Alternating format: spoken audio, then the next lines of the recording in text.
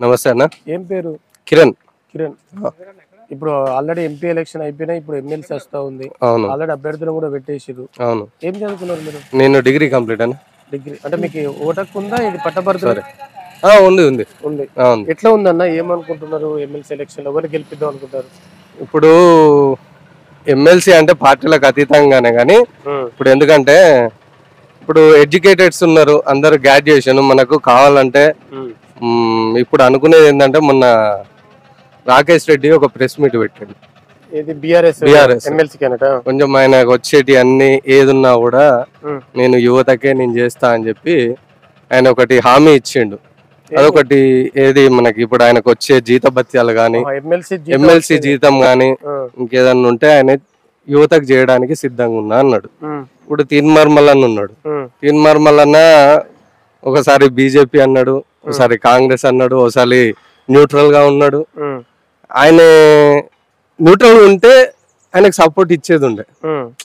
ఇప్పుడు ఆయన ఎటుంటే అటువైపు మాట్లాడండి. అదొకటి కొంచెం రాకేష్ రెడ్డి నా జీతం పైసలు కూడా పేద నిరుద్యోగులకు ఇస్తా అన్నాడు. తీన్మార్మల్ కూడా నా ఆస్తి కూడా ప్రభుత్వానికి రాసి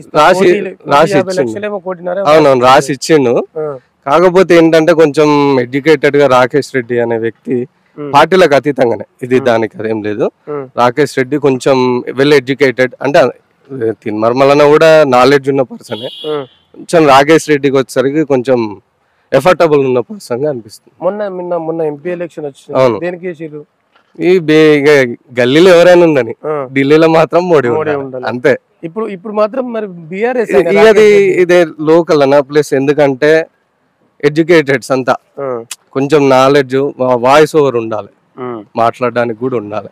ఆయన కొంచెం చెప్పిండు, ఆయనకు మాట ఉంది. ఇప్పుడు వీళ్ళతోని అంటే ప్రేమేందర్ రెడ్డి గాని తీన్మార్మల్ కంటే కొంచెం ఎఫర్టబుల్ పర్సన్ అనిపిస్తుంది. అంతకుముందు ఫోక్ పర్సన్ కూడా చేసిండు. ఇప్పుడు బీజేపీలో ఉన్నప్పుడు కూడా స్పోర్ట్స్ పర్సన్ చేసిండు.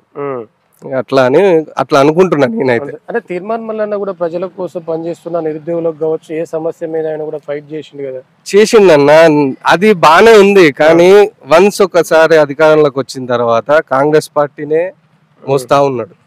సరే ఆయన ప్రశ్నించే గొంతుకన్నాడు, ప్రతి దానికి ప్రశ్నించిండు. వాస్తవానికి ఒక ప్రభుత్వం కూలడానికి ఒక one of the pillar. Plus మళ్ళీ ఇప్పుడు ప్రభుత్వం వచ్చిన తర్వాత కూడా కొంచెం బాగా ప్రభుత్వానికి అడగాలి. ప్రభుత్వంలో ఉన్నా సరే క్వశ్చన్ చేస్తా అన్నాడు, కానీ అది మర్చిపోయినట్టు అనిపిస్తుంది. అంతే. అది మొత్తానికైతే రాకేష్ రెడ్డి గెలుస్తాడు. కొంచెం అది ఆయన అంటే వెల్ నాలెడ్జ్ పర్సన్ కదా, అంటే చదువుకున్నాడు, బాగా చదువుకొని బయట నుంచి ఇక్కడికి వచ్చిండు. ప్లస్ మళ్ళా ఇక్కడ వాస్తవ్యుడు, వంగపహాడ్ వాస్తవ్యుడు. కొంచెం అది కొంచెం ఉందన్న. థ్యాంక్ యూ అన్న.